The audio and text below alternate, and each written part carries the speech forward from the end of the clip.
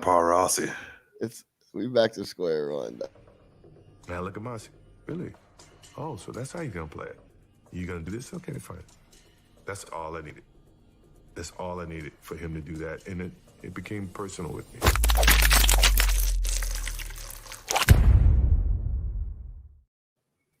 What's really good, my people? Welcome into No Catch Up Sports Talk via Chicago. I'm your host, Sean Little. Big Nick the Quick on the line. Yo.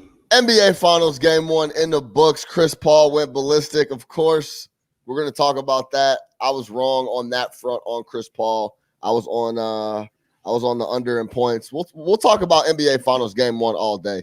I then we'll close the show with, I want to talk a little bit about the NIL and these college folks getting money.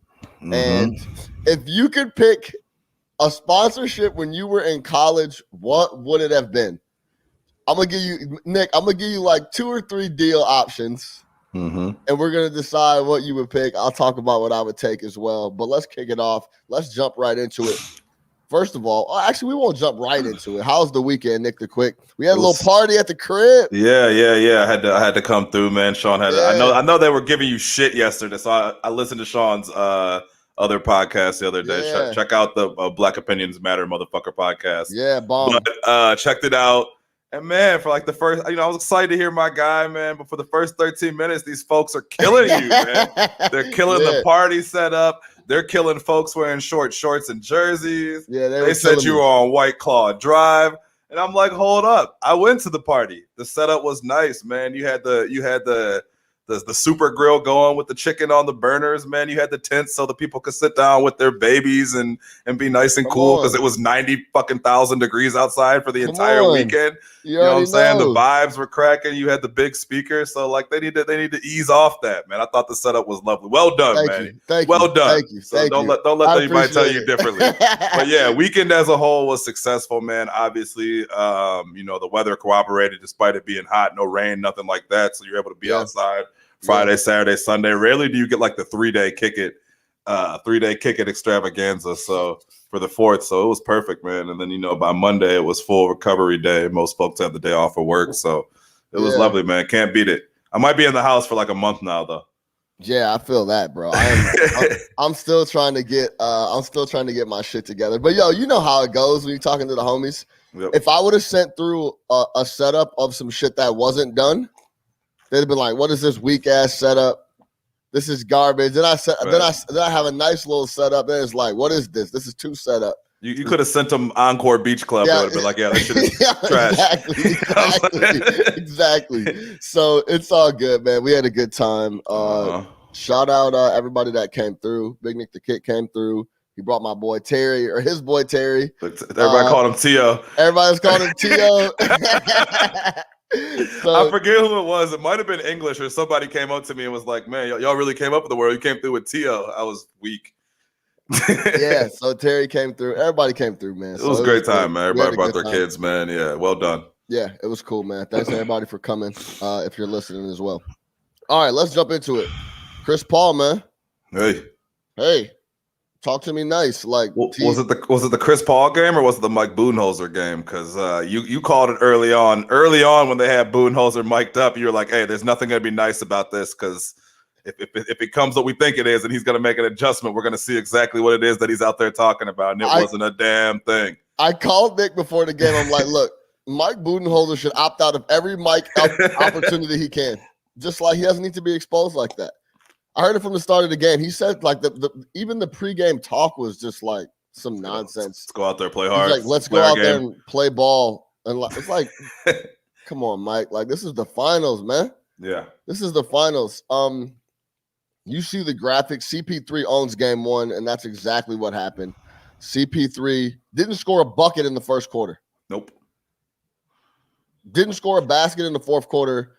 Ended the game with what, 30? First quarter. No, he didn't score a bucket in the first, but then ended the game with 29. Yep. So 32. I'm sorry, 32. Yeah, that's what I knew it was in the 30s. 32. I should have had it. He really started going crazy in the second and the third. Was just absolutely out of his mind. Yeah, I should have had it pulled up. That's my fault. I apologize. But yeah, 30. He ended up with 32. Didn't score 32 on 19 shots. Yeah. 12 of 19, 4 of 7 from 3. So he was doing his thing. I actually, going into the game, before we get into the actual game, I want to talk about this CP3 thing. I'm looking at the props. First of all, I end up taking 3 props. I take the Bridges over points. It was 11.5. I legit am looking at campaign point totals. It was like 6.5. Easy. Took that one, and then I took Chris Paul under 20.5. So the campaign point total, as long as he comes out and hits his first shot, the basket is wide the entire night for him. He's gonna keep going. Right. Yo, and it was funny because we were talking about should we take the campaign points, rebounds, assists? And I'm like, man, and that was 11.5. And I'm like, either he's gonna be. I know we've had a couple games where he's scored and passed it, but it's more of one or the other. Like he's either gonna score or he's gonna pass. Like that's and with Chris Paul back, his job is to come in and score the basketball. Exactly. It's not to come in there and make fancy passes and run the offense to an extent, but it's to run the offense through himself and score. Right. So yeah, that's why he's here. Right. So I hit the 2 and I end up losing to Chris Paul under 20.5. I honestly thought, bro, that Chris Paul was gonna try to come out and just really make sure Cam Johnson, Bridges, Crowder, those guys got involved in the game and felt cozy and their first finals game 1. But I think he was like, yo, listen, I waited 16 years to get to this spot. Like this is my game. I'm taking it over. I'm gonna go the whole way. Especially when he saw their game plan. So it looks like in the first quarter, he was real focused on getting the ball to Aiden, which is smart, right? Any point guard, you want to get your big man involved for 4. You want him to be focused for 4 quarters. Feed him early, right? So I think that was obviously a priority. And again, based on how they were covering Aiden, they were able to exploit that. Then how they were covering Paul the rest of the game, it's like, if y'all are going to keep giving me this, I'm going to keep taking it. Like I think it was Steven Jackson who came on Instagram Live like afterwards, and he was like, why do y'all keep letting him go right? If you let him go to his right hand, it's cash. If he goes left, it's a problem. But you let him go right, it's cash. And they continually let him go right. They were shown on SportsCenter last night. There was a play. He starts going to the left, literally cuts all the way across the other side of the court and loops back in and just lays it up with his right hand. And I'd seen that right after the Stack Jack thing. And I'm like, oh, yeah, for sure. Like this dude wants to go to his right hand, and they kept letting him do it. So he just took what was there, man. Like, you can say he was being aggressive or not. He really took what was there because he kept doing his little thing where he goes off to the right, hits that mid-range, or goes to the bucket and just has these easy layups. Like, it looked easy for him. I understand Book had 27, but Book didn't shoot the ball as well, right? Especially from deep. He still got his. But for Chris Paul, it should never look that easy. Like, he wasn't fighting through shit. They weren't putting a body on him. I don't know why you have Drew Holiday if he's not going to be on Chris Paul for the entire game, right? Like, I get it, man. We love these pretty coverages and all these things, but, like, at some point it's man-to-man. I have an elite dog defender or so we've been told, and there's no slight on Drew Holiday. It's more towards Budenholzer. And you don't put him on a guy who is killing you. And it really happened in the middle of the game. Time for adjustment, second and third quarter. You saw it in the second. He starts to kill you. You go into halftime and you make that adjustment. Hey, Drew, fuck the drop coverage. Fuck Lopez coming up and switching. Fuck Bobby Portis coming up and switching because we're getting shaked and baked in this all game. You need to go in there and you need to stick Chris Paul. It's the same shit with the is Giannis going to guard Kevin Durant? I don't fucking know. He's a 2-time defensive player of the year. Like, I just don't get it, man. When you have the personnel, right? When you have the personnel to make a switch to you are guarding this person and you're in his pocket all day and you don't do it. And you just continually to get cooked. Man, the guy, I don't understand this guy, man. I really have a hard time with that too. Because it's like you're supposed to be a stopper. Yes. And there's a guy on the other team going absolutely ballistic because, like you said, D Book scored, I think, 10 or 11 points in the first quarter, shot it well, and then the rest of the game didn't shoot it well at all. Not at all. And Chris Paul went on his tirade, took over the end of the second, third, and then was just kind of closed it out like he has been all year, like we've been talking about, right? Yep. So yeah, man, I don't really get that. You're supposed to be the stopper, and I mean the guy Chris Paul plays 37 minutes. I would say Drew Holiday guarded him for like 5 or 6 possessions, maybe. What are we doing? Who's he guarding if he's not guarding Chris Paul? Yeah. No, you know what I mean? Like, what is he out there doing? I get there's Booker and all that. You got Giannis for that. Like, I don't. You got Middleton to guard Booker. Like, you have defenders. That's the thing. You have multiple high-level defenders in Giannis, Middleton, and Drew Holiday, and you just don't really change anything up. You don't let those guys go man to man. You don't let those guys bring it to him. I mean, it just doesn't. It doesn't make any sense to me. And it's not like Holiday was going crazy on. He was 4-14. He had 10 points. Not at all. So yeah, not man. At all. And that's supposed to be the luxury of a guy like Drew Holiday, right? He's not scoring, but on the other end, he's locking somebody up. Getting in their chest, making it uncomfortable. The point guard on the other team can't go for 31 and not score any points in the first. So he scored 31 in the last 3 quarters, and then your point guard on your team is not scoring any points, and he's not. Essentially, he's a negative on the game sheet. You know what I'm saying? Yeah. So here, hold on. I got real quick before we get whatever you're about to ask me. I got 3 plays from Chris Paul. I wanna show you all 3. One is like a double one, but I'm gonna show you these clips, and I want you to let me know which one was your favorite one from the game. Here's Chris Paul. Chris Paul on him. Paul knocks it away and comes up with a steal and then draws the foul. The craftiness of Chris Paul, and the Suns get the ball back. So that's like the pest, the bothersome Chris Paul. Here's play 2. This is offense. Screen and roll, switch, get out of my way, allow me to dance. Step back, jump shot, and on the previous possession, I don't feel like shooting a jumper. I got the ball on a string. Gets to his spot, stops on a dime, give you a. There's that right hand. Yeah, that's the right hand you were just talking about against Bobby Portis. And here's clip 3. This is for everybody listening, the last clip you should probably remember is the and one against Giannis when he goes full court, slows up, and gets some contact. Here's Chris Paul. The game. Paul on the drive, draws the contact, count it, and 1. Chris Paul putting on a show. Yeah, you know the best part about that clip is that Takeover was playing in the background. Yeah, amazing. So that was the Trae Young move. That's the I'm gonna get you behind me. I'm gonna stop, or you're gonna foul me. Mm-hmm. Of those 3, which one's your favorite? Kind of which one is like? I like the first one only because it's a defensive play in which he gets the steal and then gets Middleton to foul him. Yeah, I love it. Like it's a double whammy. It's like ball's mine and you're gonna foul me. Exactly. Right away. Just like that. So, I mean, they were all great. I think the second one was just more taking advantage of the matchup by having Portis on them. Third one was just very heady play. But that first one is just true, like, little shit like that. When your point guard does little things like that contribute to winning, that's elite. Like, most guys might be content with the steal. He got the steal and immediately purposely got fouled. No, draws the foul immediately. Immediately. Fuck the fast break. I'm just going to go ahead and get fouled right now. Right. Let me get you know what I mean? Yeah. Let me get the steal and let me go ahead and take a little breather real quick. Take a little breather real quick. We got the ball back. It's all good. So, I mean, and the play, the season, all of it has been filled with little things like that.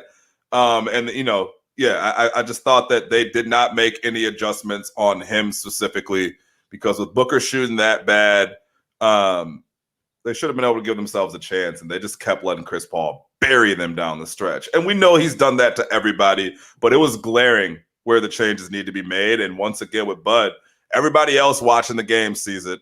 Everybody on the post game talks about it, right? The players are asked about it. Oh, we got to make some adjustments, but you just don't see it in game.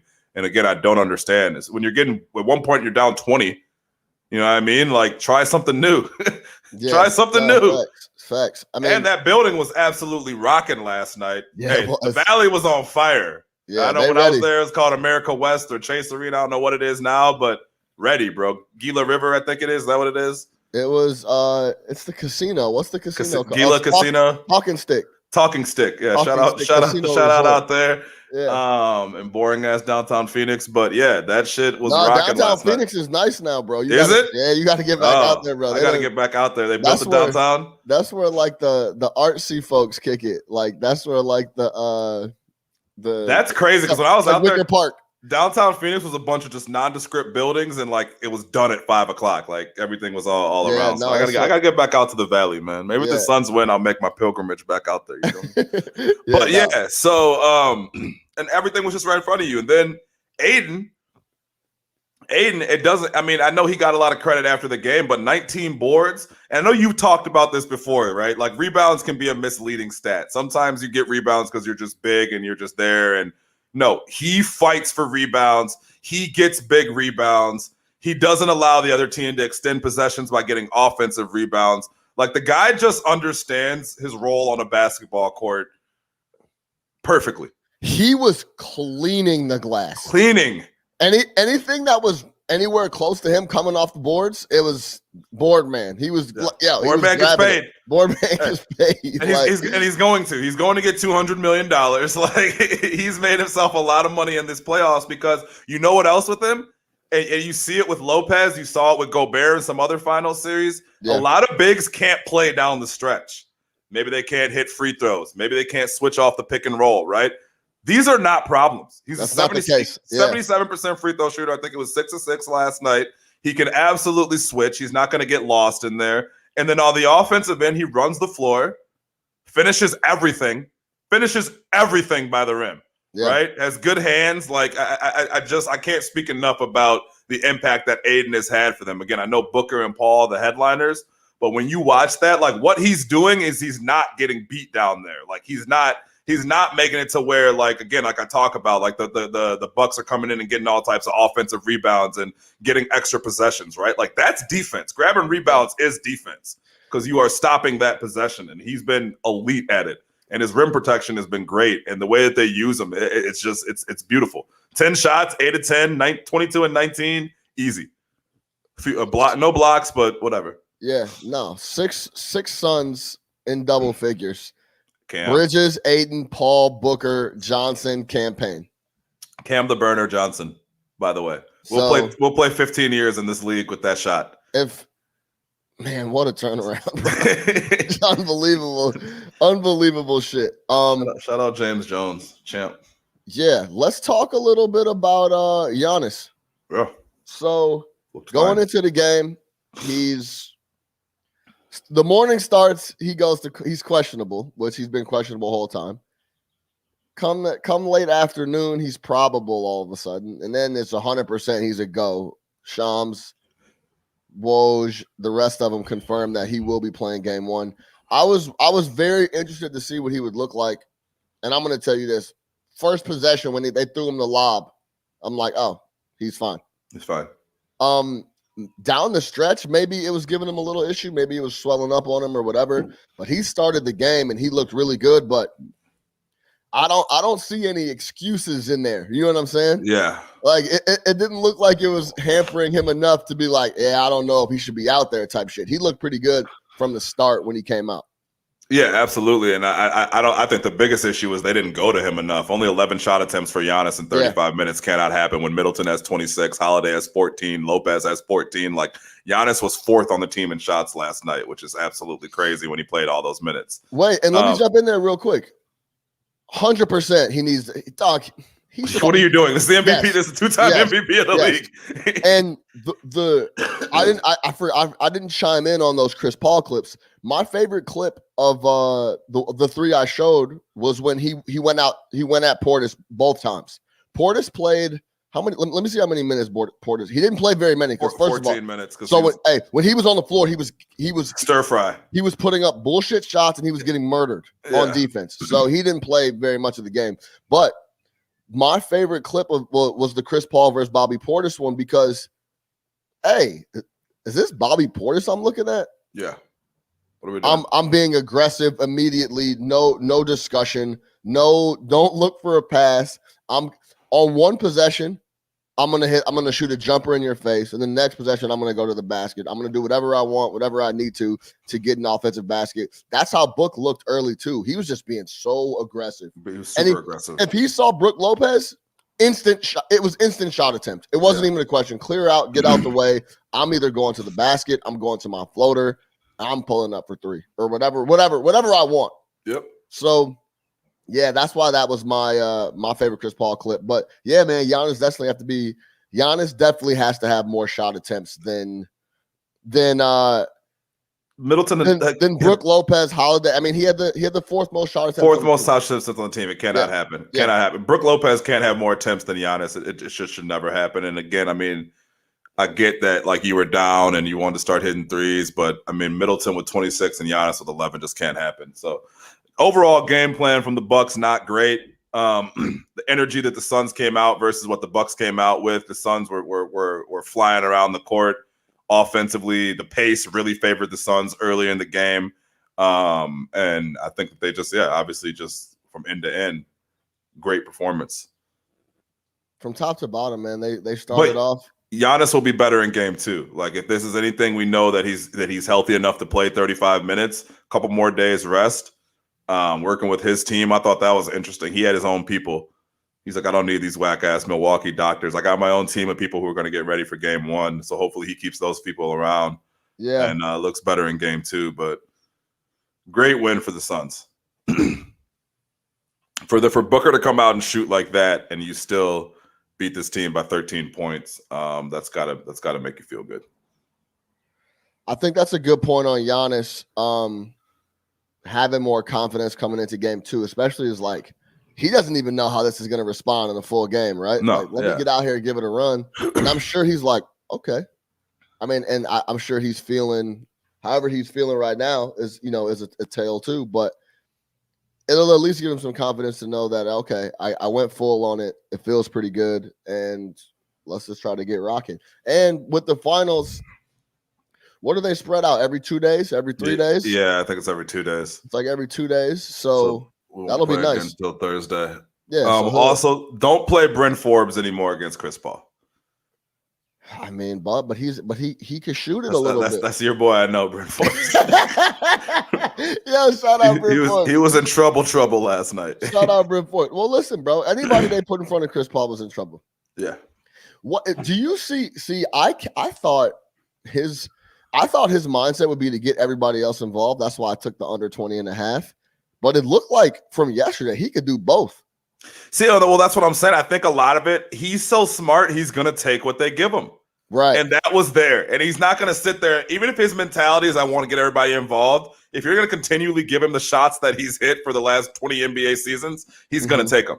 You know what I mean? So I think that what he does, and I think Monty Williams was talking about it after the game. He's like, when I first started coaching him, I was constantly calling plays and constantly doing this and constantly, trying to coach, Yeah. And he said, eventually I just had to let him go out there and run the show. And he said 95% of the time, whatever play he calls is the play that I wanted to call. Meaning that Chris Paul is out there just reacting to the situation, right? So his game plan, again, might have been to come out, getting everybody involved. But he's like, man, y'all are going to keep switching Brook Lopez and Bobby Portis on me. Y'all are going to keep letting me go to the right side. You're going to keep letting me get my mid-range off. Right. And Book's kind of cold right now. It's fine. I'll take it. And if it's not there, fine. I'll get everybody else involved. Because the shooters were ready. Bridges was ready. Cam Johnson was ready. You know what I mean? Those guys kept the strap cocked. Yeah. So he's just going to take what's there. And in game 2, you could see a completely different thing. In game 2, you can see him not come out and shoot, just get dimes, run the pick and roll, let Book do everything. Who knows if it's not there for him? So that's the issue, man. You adjust and he might switch it up on you. But you need to adjust. You can't just continually let him keep doing whatever the hell he wants to do. Phoenix is really tough. They took care of business game 1. Dude, the series almost doesn't even start till like game 3. Yeah. Because they could go down 2-0, go back home, and they win a game, and it's different. But I'm interested to see how they come out in game 2. I mean, they're gonna have to make some type of adjustments to do. Hey, listen, I'll say this.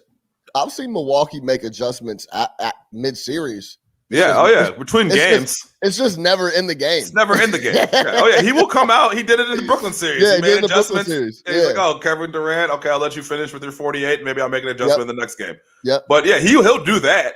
Yeah, but he doesn't know what the hell he's doing inside the game. Maybe he's stubborn. Another thing that Stack Jack said was like, hey, because, Budenholzer came up in San Antonio. He said Budenholzer was not our defensive coach. He was an offensive coach. Yeah. So maybe that's just not his thing. I don't know. We think he's a defensive guy because Milwaukee's been such a great defensive team under him. They were. I mean, they were all offense this year too. But yeah, I mean, I get what you're saying. A lot of that could just be personnel. Who knows? But yeah, I just felt like in game, it was just so obvious. Like a little adjustment, like this drop coverage, like stop. I think Legler said it. Unnecessary switches and drop coverage, and that's what it was. Yeah, Budenholzer, and I quote, "Their pick and roll game is tough to guard. I think we've got to keep getting better. We'll look at the film. We'll see how we can maybe take away some of their rhythm." I mean, they were in rhythm all game, getting good looks, no problem. When you have an elite roller too, like Aiden's an elite roller.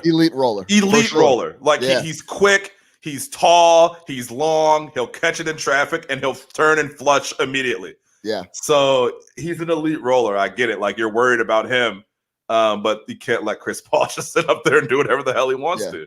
I mean, when you have an elite roller and then 2 elite scoring ball handlers in Paul and Book, it's tough. And wings that can shoot and wings that can shoot. Their team construction is actually when you look at it, it's like this is how you want to build a basketball team. That's how your team was. Yeah. It's true, man. That's how you want to build a basketball team. All year. I've been saying it all year. We've been on it all playoffs. They got a good ass team. Wings that can shoot and defend, elite point guard, elite 2 guard, elite rim runner. And then they got a bulldog and Bossman 99. Yeah, Bossman only had 1 point but played 33 hard minutes last night playing one of my favorite plays of the day, favorite plays of the night was when he was banging with Giannis. They bang on a back down. The next bang, Jay kind of gives him a shoulder. They bang. So Giannis is like, okay, I got to come bang harder. He bangs him. Crowder gives him like a little flop and gets the offensive foul call and then talks to him like, yeah, bro, like you could do this all day. All day, baby. This is why I'm here, dog. Yeah, exactly. Like, this is why I'm on the roster. This is why I'm on the roster. Like, don't play with me, boy. Like, exactly. You better look me up, Bossman 99. Yeah, Bossman 99. For sure, man. I think that says a lot that he played 33 minutes with only 1 point. It shows you how Monty wants to use him and kind of how much they trust him. Again, man, like I don't think James Jones is getting the credit he deserves for putting this team together because it is flawless. Like it really is flawless. Like their roster, if you're not going to have 3 superstars, like this is what you want to build. Yeah. This is what you want to build. Like in the Chris Paul trade, I knew it would make them better. I didn't realize like exactly what they were missing. So let me give you a quick question. Like, is this give you hope for the Bulls? For like, hey, maybe if you put Booker was kind of in the same spot. Like, maybe if you put smarter players, different guys around these type of hyper, offensive type guys like a Book or like a Levine, like can you, is there that turnaround for Levine? Because it was the same thing. Lots of points, no playoffs. Yeah. Yeah. I mean, on this Bulls team, they have a Devin Booker style player in Zach LaVine. For sure. We don't have a big like Aiden. Our big is a scoring big. We could just put it like that. He's not playing big. Yeah, Vucevic is not. Yeah. So yeah, of course. If you can get but this is the thing. There's not a lot of Chris Pauls laying around. There's only one. There's only one guy who literally transforms your franchise. That's the problem. But yeah, I mean, if you get dude, dog, come on, man. We've been saying this shit for months. You need a point guard. Yep. I don't give a fuck what you try to put together. If you don't have a good, solid point guard that's orchestrating and not turning it over, then the rest of the guys aren't. It's tough. It's tough for those guys to play. No turnovers. Devin Booker plays pressureless basketball on offense. He gets to his spot. He does whatever he wants. He doesn't want to handle the ball. He gives it to Chris Paul. Chris Paul gets him in good spots. And then when he's in a bad spot, Chris Paul just shoots it or plays pick and roll with Aiden. Mm-hmm. Devin Booker plays pressureless basketball on offense. He's very comfortable. That's why he's so confident.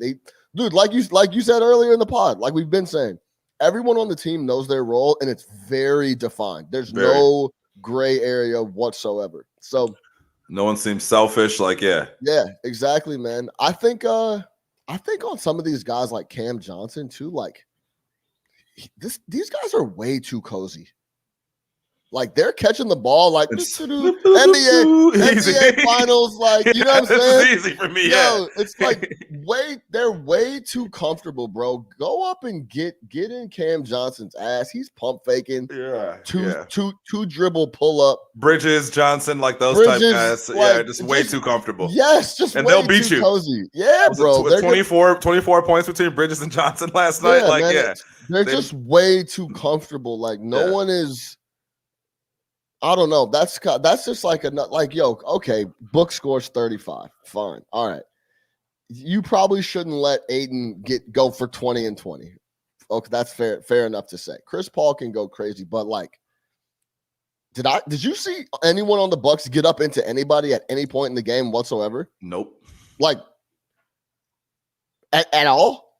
They got a flagrant foul from stepping inside a guy's landing zone. Yeah. I'm talking about like nothing more than touch fouls the whole game. Like just these dudes are way too cozy, or at least that's how I was when I was watching it. I'm like, this is a defensive team. They're one of the best offensive teams, but they have a lot of great defensive pieces. For sure. Drew Holiday's allegedly a great stopper. Every player tells us the best defender in the league is Drew Holiday. Yes, everybody tells us this. Everybody says this. Middleton is a great defensive wing. Giannis is a DPOY multiple times, right? So, like, it's three guys right there. That's three guys that could at least be jamming some dudes up and making them have a hard time. Yeah. Devin Booker was missing shots because he was just missing shots. It's not like, they were tough.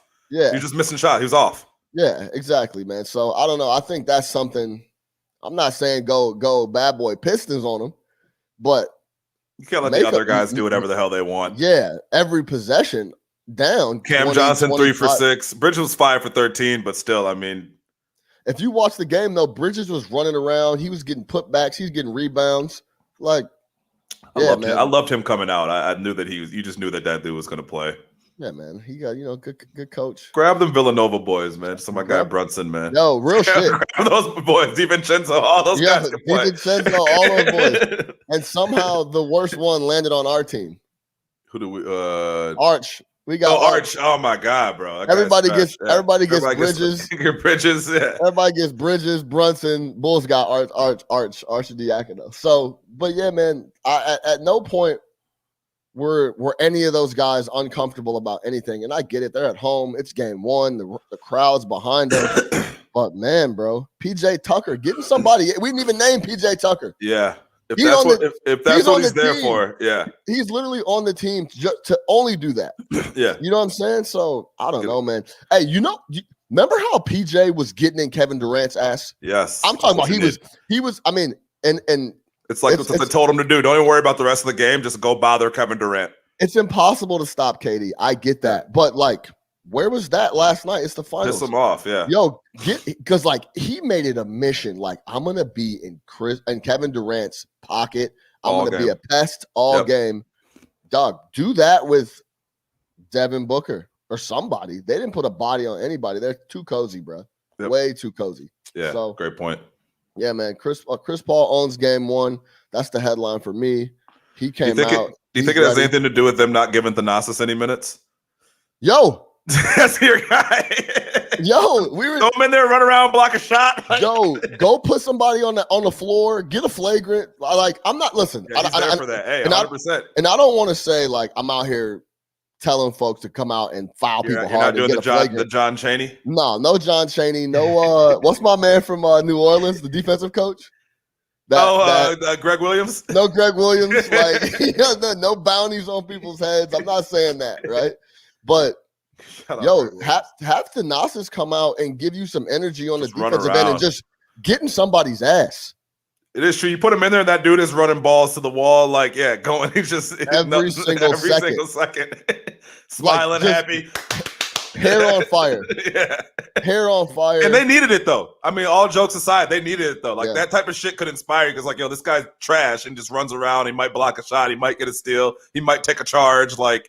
And be hyped up about it. But yeah, they needed that shot in the arm. And great point on PJ.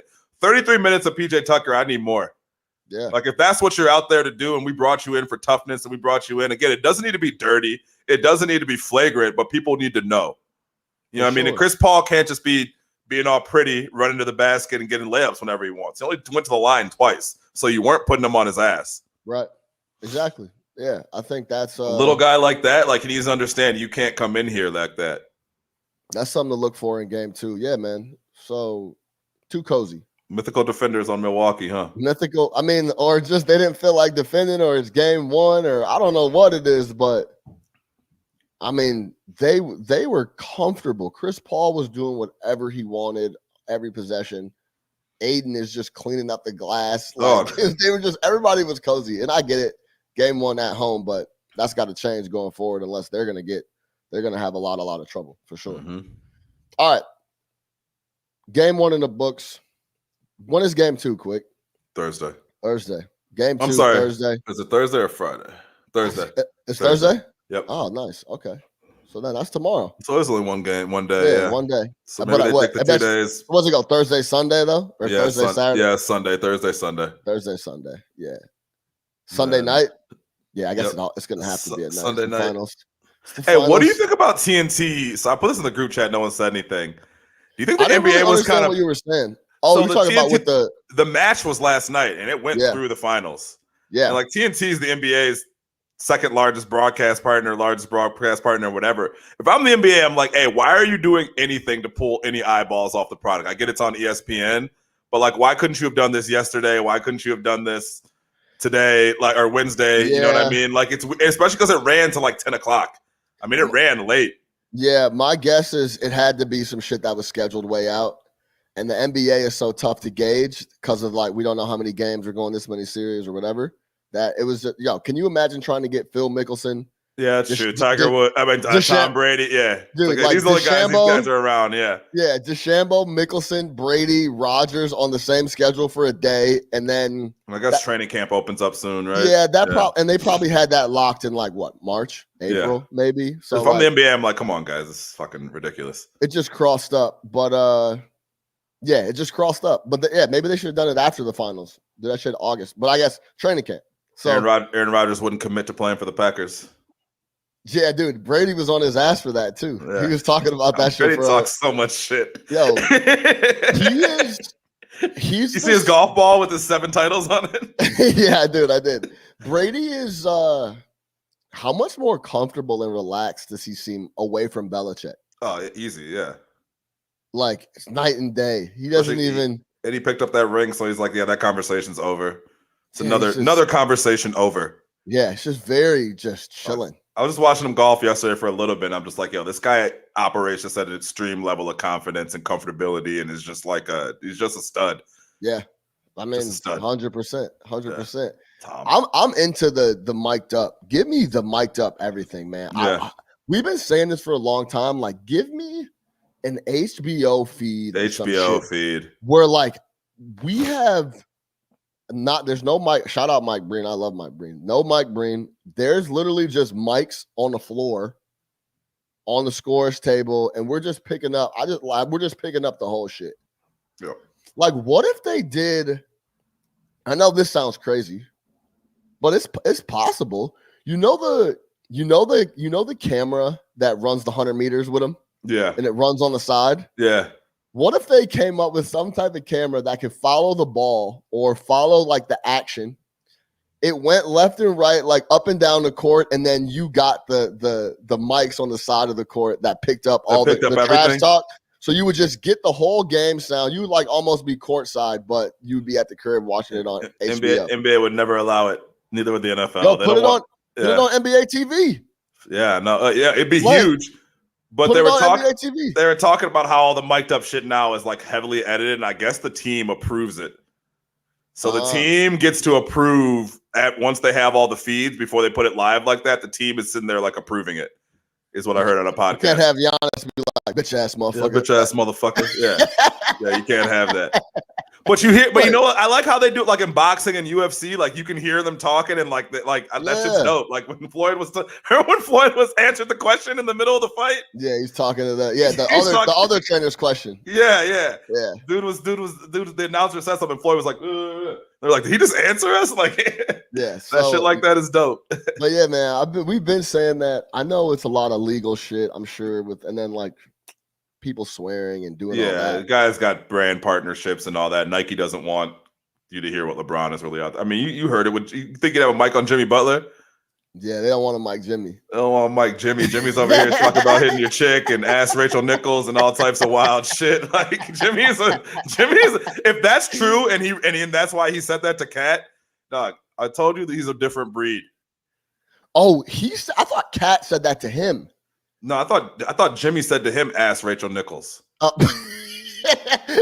me. Because Jimmy apparently fucked Kat's chick, and I think he was just saying, like, yeah, ask, like, Oh, like, yeah. I'm like that. I'm like that. That's Rachel Nichols. I'm built this way. I'm Jimmy. Big face coffee. Big face coffee. If it was him asking about Rachel Nichols or Rachel Nichols asking about him, that's either way. That's a whole nother. Rachel Nichols had a rough week. Rough. They said Ilyasova, like, man, rough week, bro. Rough week for and they pulled her off the jump yesterday. Pulled her off the sideline coverage. No, she was on the jump. She did that, but it didn't air yesterday. They canceled the show yesterday. Really? Yeah, they aired on Monday or Tuesday, but canceled yesterday. Monday was when they had Perk and RJ doing talk, that, which was bogus, dude. There's no reason you should have had them up there. I'd have been like, fuck y'all. Like, let her do this, then cut to break, and then we'll come back and talk. Oops, I'm not gonna sit up here and have to.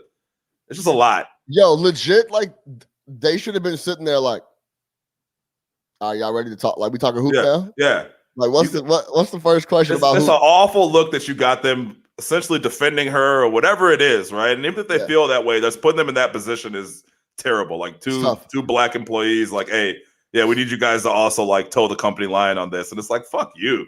And I get like Perk had tried to defend himself on Clubhouse the next day. It was like, yo, he was essentially like, I'm not gonna go out there and get fired. You know, folks aren't trying to hear that. But yeah. So I mean, crazy situation, but rough week for her.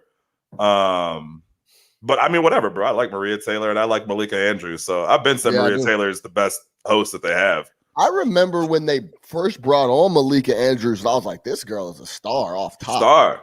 Like this, and she was like, I think at the time she might have been like 23. Yeah. I was like, this girl is dog. She's locked. That's how I felt about Maria Taylor. I was watching her do college game day, and she was interviewing the players, and I'm like, dude, she's able to get the players really comfortable. Like really they just vibe with her, like super cozy. Yeah. Like she's just cool. And I think she does multiple different sports. So it's like, look, Rachel Nichols is fine, whatever. Like I've never thought one way about her or the other. But for Maria Taylor and Malika Andrews, let's go. Let's go. Yeah, that team, the duo was there. Yeah, duo was there. So yeah, shout out to them. And also, we gotta give. Did you feel any emotion about the end of Marv Albert? Just because your whole life it's been Marv Albert calling NBA? Yeah, I mean,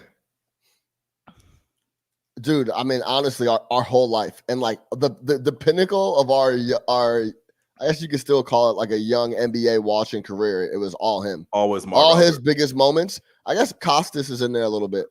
But, Costas, Gray. But yeah, guys, Marv for hoops though. Marv is just a hoops guy. Like no, Marv was great, bro. I sent in the text. I had no idea Kenny Albert was Marv's son. Maybe I just missed that. Shit. I don't know. I just like didn't put that together. But the Detroit Lions play-by-play guy. Yeah, he does all the Fox. He only does Detroit Lions games. Every time I watch the Lions game, it's Kenny Albert. Yeah. Yeah. I mean, salute Marv. You know, he had the little trouble in the middle that he got through. It wasn't even trouble. He just Marv likes women's underwear, man. You know. But he said he was biting bitches and shit. Whatever floats your boat. So, but yeah, Marv was. I mean, dude, that voice. Good, iconic voice. So shout out Marv. I mean, 50-year run. Go enjoy. Go relax. Go hang out. Shout out Marv Albert. Who carries that torch? Is it Breen? Is it who's my man Harlan? It's Harlan. Harlan's the best in the game. Yeah, for sure. Like, give me Harlan every day of the week. Mike Breen's really good too. Man, get Gus Johnson on a call, man. Give me Mike Breen. But yeah, Gus. Maybe Gus is just like too much for the executives. My name is Al Harrington, and I get buckets. Like maybe he's just too much. They're like they can't give him. They can't give him too big a stage. Like, yo, go crazy on the. That's a wild boy. Yo, go crazy on the Pac-12 games. No, he gets that Maction. Give him that Maction. I can't. I don't know if we could give Gus the NBA Finals. Like this might be a little too much. We need a classic voice like Mike Green. You go with Mike. I'm not black. Tirico. Come on, dog. He said he got that Tiger Woods. Mike said he's not black. Like, all right, bro. You said he got that Tiger Woods. Yeah. Tirico. Mike, we had to break it to you. Someone lied to you. NBC. Somebody lied to you, dog. Tirico. Mike. I'm not black. Tirico. Somebody lied to you, brother. Oh man, that's funny. All right, yo, let's close the show. We got about 15 minutes. NCAA does the NIL. They pass it. They let the athletes, make money off their likeness, essentially, is what was approved. And it opened up the floodgates of kids getting deals. Kids were tweeting Raising Cane deals for Rattler, the quarterback at Oklahoma. You just saw so many deals. Gymnastic people were getting deals. Barstool was signing people to. Barstool was signing everybody. Barstool was signing, gymnasts, rowers, all types of folks to Division deals. III centers. Yeah, all types of stuff, right? There's a report that a guy that runs like a UFC MMA gym like that reps Jorge Masvidal and those type of dudes out of the MMA out of Miami is going to give everyone on scholarship for the Miami Hurricanes $500 a month is what I was reading. Just cause? To sponsor his gym, like do social media posts on his gym. Easy. So it got me thinking, Big Nick the Quick, if you were an athlete in college and you could get any deal that you wanted, would it have been like a Raising Cane's deal? Would it have been like a food deal? Would it have been like a sneaker deal? Swishers. What like Swisher Sweets. The Swisher deal. Like what deal would you have wanted if you were in college kicking it? Gatorade. Would you have wanted the room filled up with cool blue Gatorade? Give me a deal that you would have wanted to have as a college student if you were able to make some money off your likeness. Maybe not with them, but I think the Barstool shit is kind of cool only because it gives you. You got the details there? No, but I just think that like doing something with them or putting yourself in a media company like that, especially if you're somebody who's not going to go to the league, like it kind of position you pretty well for after. Yeah, that partnership. It's just it's a partnership. You might be able to do some cool shit. You might be able to, I don't know, do some coverage for them, whatever it might be. So I think that would be dope. It wouldn't be apparel only because you already got that through the team. So it's like, man, we already got a Nike deal. What am I going to get another Nike deal for to get more free shit, right? Like let's say the money is whatever. I think something like that, something like food related would be dope. Man, I don't know. Like what would be the food joint would be essential. The food joint would be essential. If you could get like a local like dope taco spot or something where you could go in there. Car dealership. Oh, get me in the car dealership and just let me drive and let me test a new whip every week. Every month. I'm swapping my joint. Swapping out. Let me get the 2022 joint. Like, I'll do some commercials. I'll do all that. But like if the benefit is I can get a ride, a car, a nice car, a decent car, then you have to give me the 2022 Maxima. You know what I'm saying? But load that bitch up. I will drive it around campus. I'll wear your shirts. I'll tell everybody to go to your dealership. I'll post on social media. I'll post on social media. They'll see me around in these new cars. Like, let me get that. That would actually be the lick right there. That's a good one. The cars. Just give me the whip. Give me a whip for my girl. You know what I mean? Like, yeah. No, the car is a good one. You let me swap. I drive your premier whips. Mm-hmm. You give me a little small stipend. That's it. Give me $1,000 a month for gas and whatnot. And let me rock your whips, and I'll post on social media. I'll tell everybody where I'm driving. I'll wear your t-shirts on campus. I'll do it all. Whatever you need. Yep. Let me drive that 2022 Porsche Cayenne. Easy. I ain't asking for much. Let me get the range.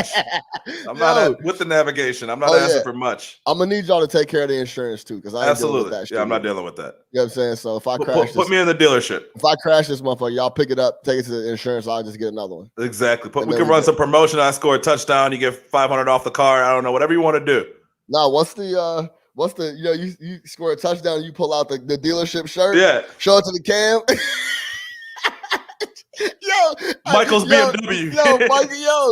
Go get your whip at Michael's BMW. Yeah. Like, give me that sponsorship. Okay, so absolutely. And this is what you do. You try to team up with your roommate or some shit.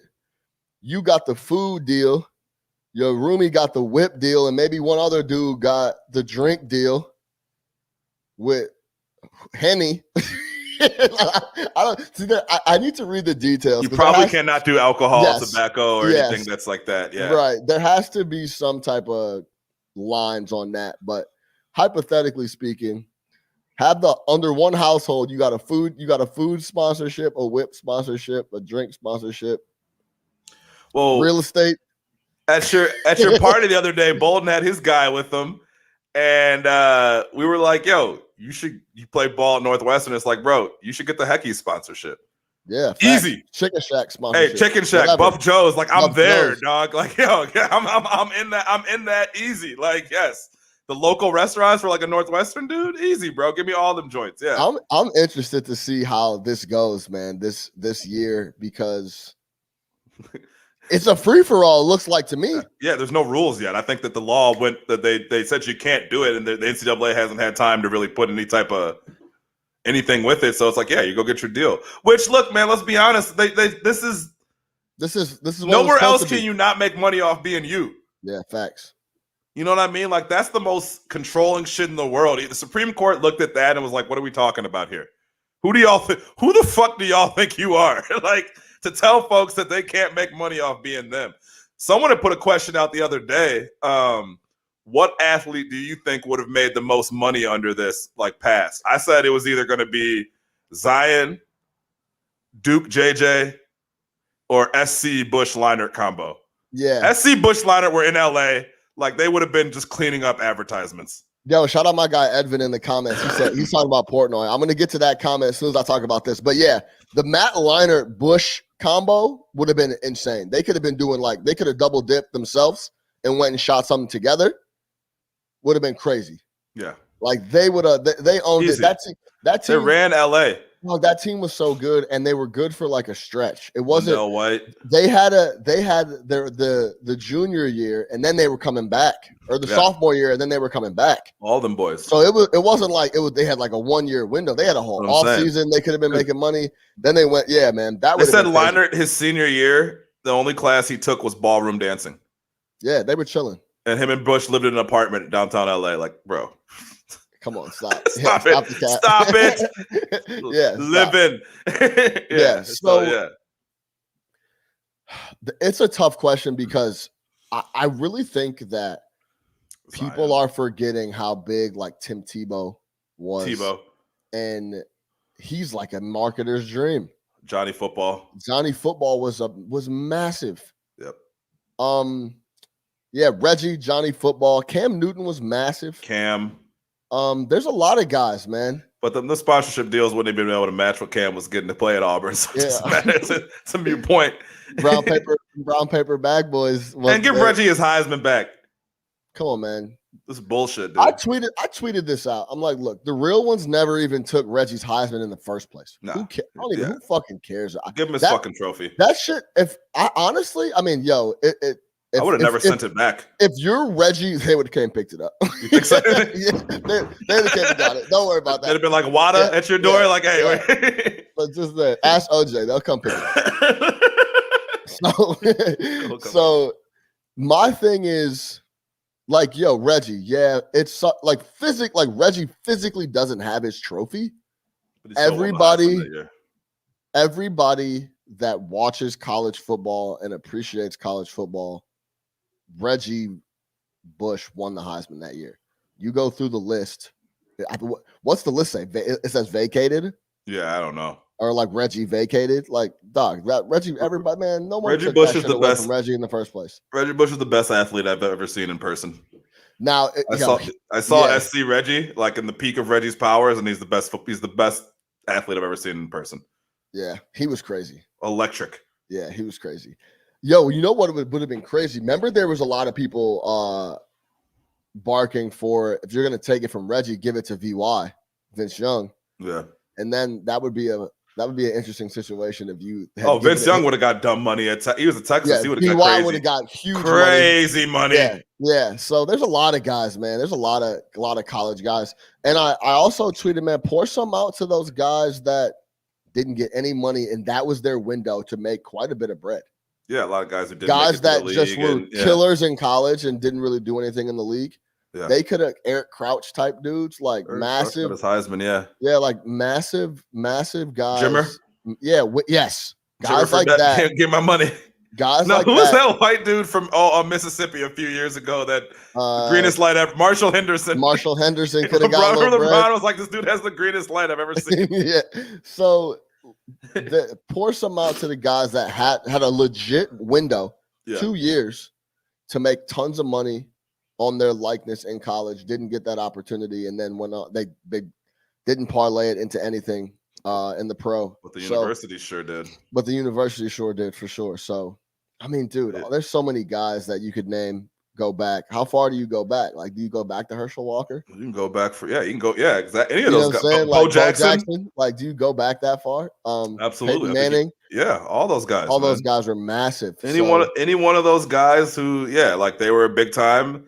You can go back to even guys that weren't, man. Fucking John Parker Wilson, Alabama. Like one of those guys. Fucking who was my man? McElroy. Any of those dudes. If you're the Alabama quarterback, easy money. Fucking AJ McCarron would have. AJ McCarron was there for 3 years. Yeah. Won a bunch of ball games. He would have multiple rings. Multiple rings. If I remember correctly, yeah. Yeah, he would have fucking Tuscaloosa auto dealership all day. It doesn't matter. Yeah. Let's do it. Yeah. All that money, man. Give me that money. All of it. Give me that. Shout out Peter Warwick. Like they busted him for getting free sports merchandise. Adrian Peterson was massive. Adrian Peterson. Easy money. Massive at Oklahoma. So big money. Let's close the show on this. Edvin DePevic, shout out my guy.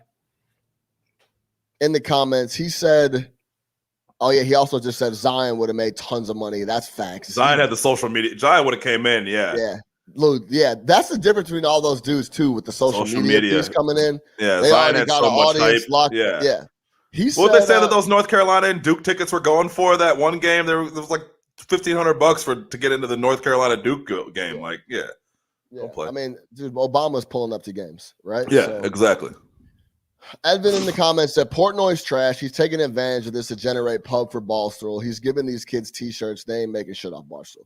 I don't know the details on those deals. But also, he wasn't signing a lot of premier dudes. No, he was signing I'm a catcher at Northwest Dakota State, and I have a mullet. Exactly. I have a mullet. Like, let's get you. Yeah, exactly. But I feel you though. Yeah, for sure. And without knowing the deal, I'm just saying it'd be cool to get a deal like that just because of probably the access that it would give you. But yeah, it'll be interesting to see what he does with these people. Yeah, Evan also said, talking about Zion, biggest high school college name since LeBron. Media dollars, highest spending in the last few years. Yeah, he would have made a lot of money. He made a lot of money. Zion would have made fuck around and stay in college. Yeah, yeah. Like, wait, that's interesting. Let me ask you this real quick. So with this new change, because a lot of these kids are like, I have to leave. I just have to get paid. I have to get some money. I have to leave. Do you think maybe if there are certain guys that are clearing, $300,000-$400,000 a year, maybe that gives them an extra year to develop in college and stay? That I didn't even think about. Even if you were making $80,000, it's an easier sell than come back for nothing and like worry about where your next meal is coming from, right? So your guy who might leave early, who really doesn't have a chance, second rounder or whatever it might be, you might be able to keep that guy around for a little bit. It could change recruiting. What it's really going to change is recruiting, because the smart schools and the big schools are definitely already doing this. Are gonna start reaching out to the brands and making sure that they're coming on campus and talking to the kids. Yeah, like, you come to Duke, all right, cool. I got 12 kids on this team. Like, I need to make sure Coca-Cola, all these people are around. So that's where you'll kind of see it. Local boosters that own fucking local businesses. Yeah. These like we joke about the car dealership, but there's a ton of that. Yeah. Those type of guys. So if you have those like a Texas, you're straight. Go play football in Texas, you'll be fine. There's so much money, so much alumni money, so much connections. I wonder if it'll lead the way also for like a kid who maybe is not going to go play pro, but wants to go into more of like the business route. Like, hey, now can that kid go get an internship or he's paid? You know what I mean? Because of his connection to being on a football team. Like, imagine if that had been available for the dude who played at Florida State, Myron Rolle, the guy who went and got his PhD and all that shit. Like, Rhodes Scholar. Yeah, like different. Like he probably couldn't do certain opportunities because of he was a college athlete, right? Yeah. So like, what if it opens up an opportunity for that guy to go get a paid internship and it called a sponsorship, whatever you want to, but to make some bread and start working in his field? Like you were talking about, there were college players. There was a guy there talking about he made country music, but he couldn't use his name because he was a college football player. Like he's trying to make fucking music. It has nothing to do with football, but he can't use his name. So it's like little shit like that. Maybe he can sign a contract, get paid. You know what I mean? Because really what you're doing is you're putting these kids' lives on hold for 4 years while you have them in the grasp. Like that's fucked up. Yeah, facts. All right, we'll leave it there, man. Yeah. Game 2, NBA Finals tomorrow. Phoenix will be rocking again. Drop a comment, shoot me a DM or something on what would your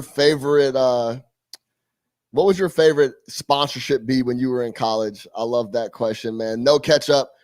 Sports Talk via Chicago. I'm your host, Sean Little, for Big the Quick. Make sure you lock in with us everywhere. YouTube, iTunes, Spotify, Apple, iPod, wherever you get a pod, we're there. Make sure you rate, review, man. Those help us out. 5-star. We're the best ever. Tell the homies to tell a friend to tell a friend. No catch up. Sports Talk via Chicago. We out of here.